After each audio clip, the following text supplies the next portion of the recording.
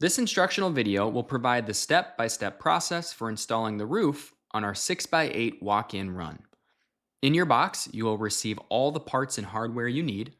What we don't provide for in this project is a drill and a friend, so if you have either of these lying around, it will be extremely helpful. A flat surface will be helpful when assembling the beam, which will be our first step. To start, lay out the A, B, and C wood pieces in the order shown in the instruction manual. It is best to lay them out in the correct position before assembly. Starting on one end, line up the boards and secure using the screws provided and the pre-drilled holes. It is extremely important that the ends of the boards are flush and the boards are pushed tight against each other before connecting. The strength of the beam completely relies on how snug the boards are connected, so squeeze them together tight. Repeat this process until you reach the other end, with all 24 screws being used. The next step, if you have a run already set up, is to remove the roof and separate the panels in half the long way by removing the supports and screws that hold it together. Feel free to use these supports that you remove to strengthen the other seams on the roof or on the run in general. With the roof removed, install the beam directly in the middle of the run.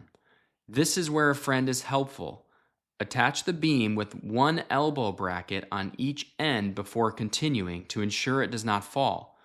Be very careful during this step and please, safety first. Once one elbow bracket is attached to each end of the beam, continue by securing the other elbow brackets to add strength. Next, simply lift the roof panels back into place on top of the beam and align with the walls and secure using the screws you previously removed. An important note is you will want to install the panels upside down when you reattach them to the run. You want the mesh side up versus down like it was previously. If you've purchased the vinyl roof cover, that will be installed right now before you put the end caps on. Close the gap with the end panels and secure in place.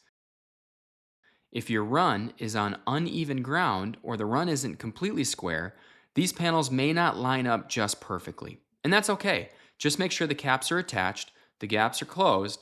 It doesn't have to be perfect. If the angle of the caps does not look right, this isn't a problem. Simply flip the board around and you'll see that it will line up perfectly. Attach with the remaining screws and then repeat on the coop side as well. The last and final step is attaching your panels to your beam. Using the silver brackets included, simply attach each panel to the beam with the screws included. And you're done.